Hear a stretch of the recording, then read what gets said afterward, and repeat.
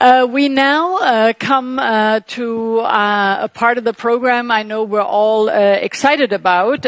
So officially the title is Changing the Game, Putting Foresight at the Heart of Policy Making. But I know that the excitement is not about the title, but about the man I am about to introduce. So it is indeed a great pleasure and honor to welcome Vice President Maroš ŠEFČOVIČ. He was recently designated by President-elect Ursula von der Leyen as Vice President for Interinstitutional Relations and Foresight. In this commission, Vice President ŠEFČOVIČ is responsible for the Energy Union. And even before he embraces his new responsibilities and foresight, I have to say that he is already an honorary member of our foresight community, because some of his decisions to date have shown tremendous foresight and responded to global trends. A perfect example is the Battery Alliance, which he single-handedly initiated when he understood that Europe was at risk of losing out in the global trend towards electric mobility.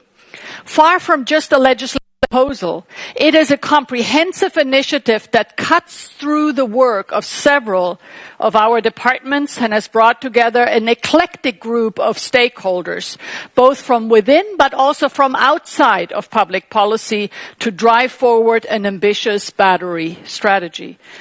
Vice President ŠEFČOVIČ, even if you didn't think of it as foresight, I can assure you that this was indeed an ambitious act of foresight. And this is, of course, yet another reason why we are so very pleased and honored to have you with us today. So please join me in welcoming Vice President ŠEFČOVIČ. So please. Thank you very much. Good afternoon to all of you, dear Anne, ladies and gentlemen. You don't know how thrilled I am not only to be here today, but also to have a new job. It's always a good thing to have a new job, especially in the Commission, and to continue as a Vice President, and to add something new to what I was already responsible for, because some of you would probably remember that in my first period I was responsible how to make sure that EU would embrace the Lisbon Treaty and start to work in this new communitarian way which the Lisbon Treaty charted for the European Union. And now I'm very glad that I can actually combine it with this very new exciting topic of foresight, and that we can rely upon such a excellent work which was done so far by ESPAS umbrella. And they are giving me a very fast course, I would say crash course on foresight. And more I learn about it, more exciting I am, because it shows that how much potential we have in Europe, in our institutions, how much we benefit from the close collaboration with our international partners, and what can be achieved if we put together our resources, our brain power. And when I was preparing for our session today, I was really impressed by this high-class list of participants, and I really would like to thank to all of you. Thank you very much for coming to Brussels, but especially Anne, to put all this together, because just to know all the great people in the world who deal with foresight is something, and to get them here in Brussels is really an accomplishment, and thank you very much, Anne, for that.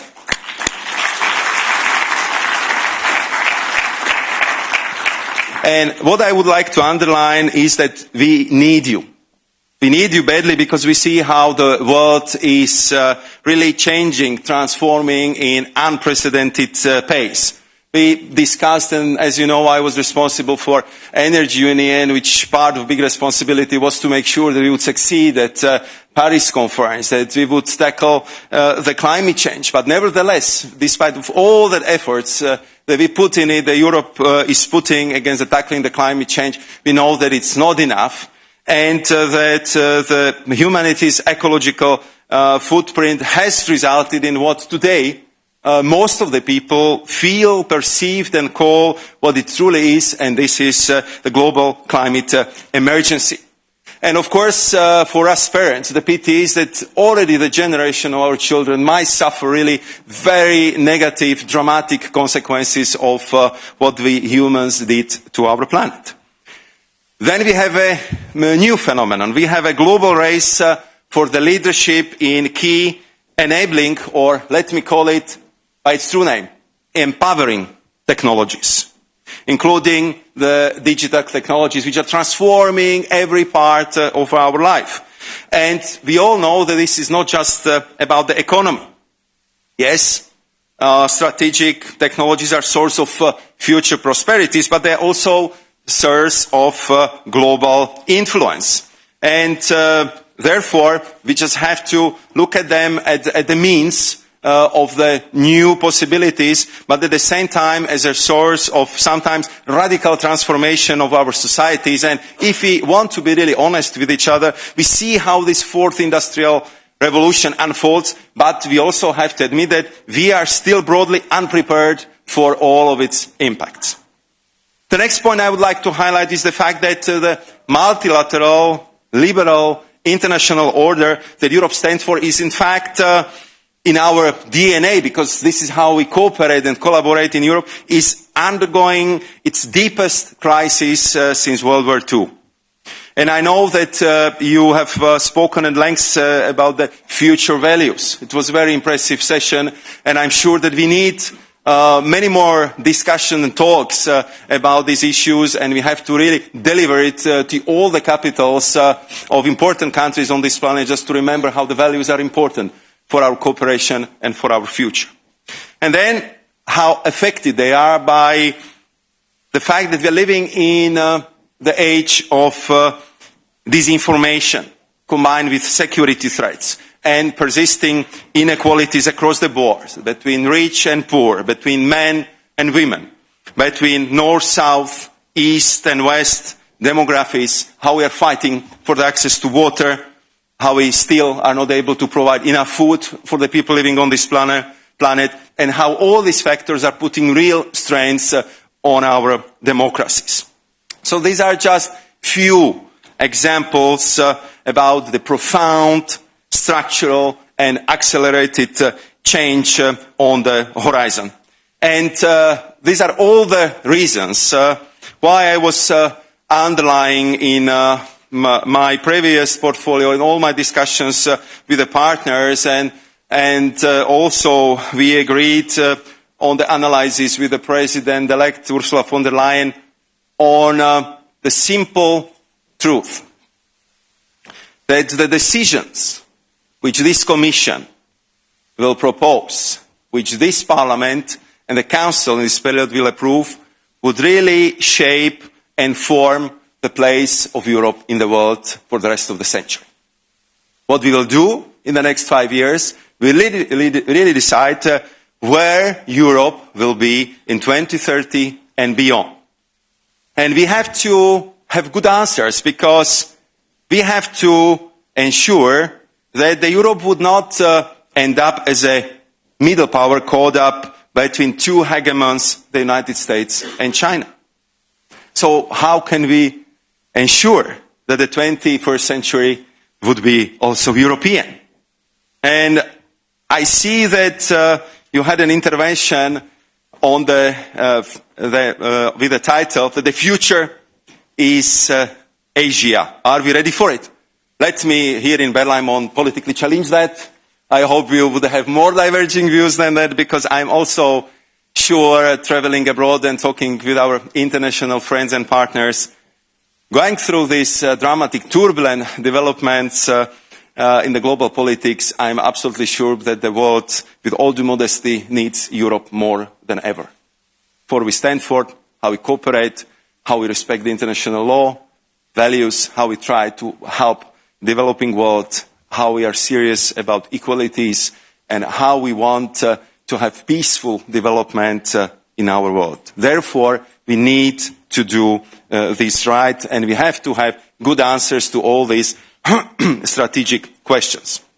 And second, what is also very important for Europe is how we can, how to describe it, move it away from what I would perceive was the multi-crisis management modes of the past few years to the political leadership by foresight and build the real culture of anticipation, preparedness and the resilience. So these are the topics on the table, and therefore I am truly honored that the President-elect trusts me to take care of both interinstitutional relations and foresight, because I see them in the perfect match, that we can improve our strategic programming, we can tackle better red tape and reduce administrative burden, and we can work very closely with the European Parliament and our member states to make sure that we are doing the best for our citizens and that we are proposing best actions for the future.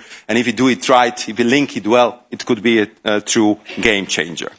What we need to succeed in this respect. At first, what we require is the honest assessment of where we stand, and second, and clear vision where we want to go in this new geostrategic, geoeconomic and geotechnological order.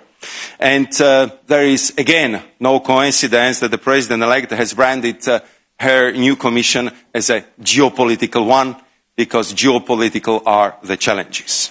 And as you know, the new commission is not yet in place, but based on the ESPAS work and this renewed political momentum, I would suggest that we already start looking together at what should be our priorities. First, I believe that we have to build our foresight capabilities. We already have seen the impressive progress over the last 2 years, but at the same time, we still have to admit that still the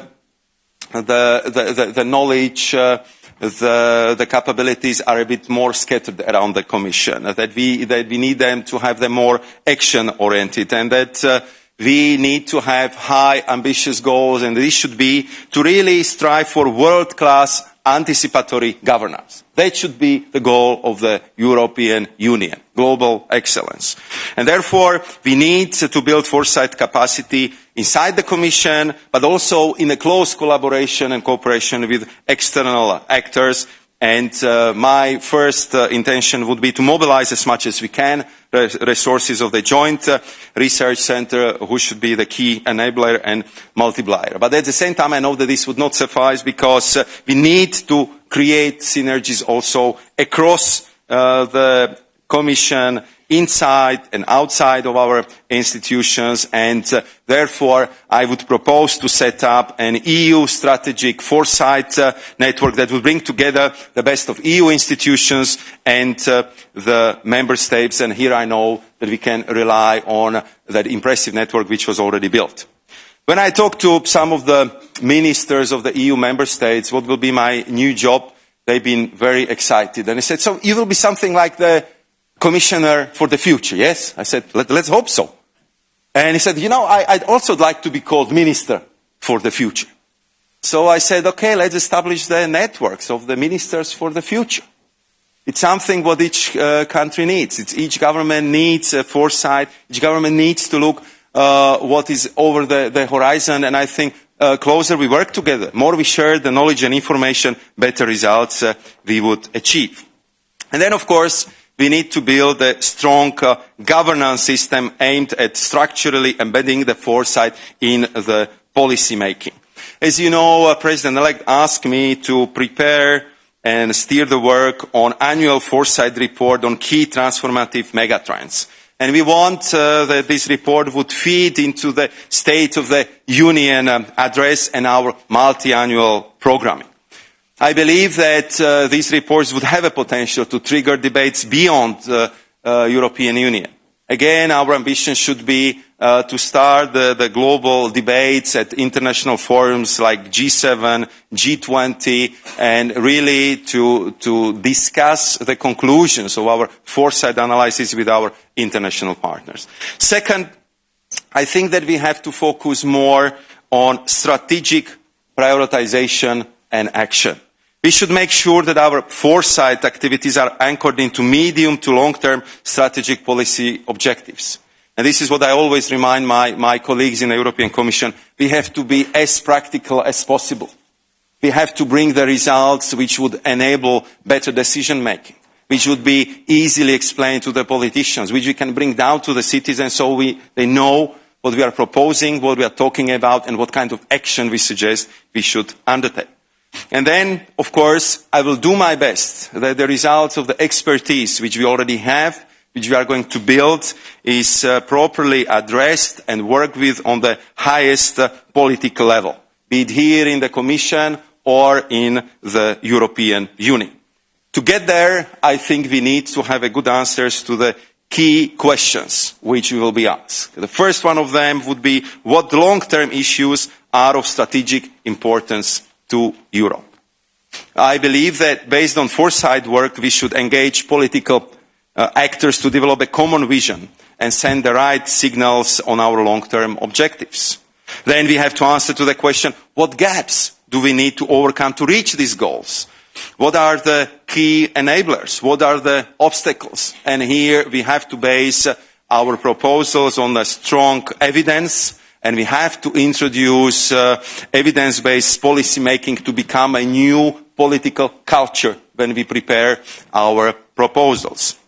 I would like to use for that also part of my responsibilities for better regulation agenda, and for those who know Brussels jargon well, they would understand that what I'm talking about when I talk about REFIT, which is actually the body in the European Commission which is helping us to update the legislation which would become outdated, or to actually make the framework within which we work more to the point of today's realities. And I suggested that we should really change the REFIT into something new, and it will be called Fit for the Future Organism, because this is what we need to do.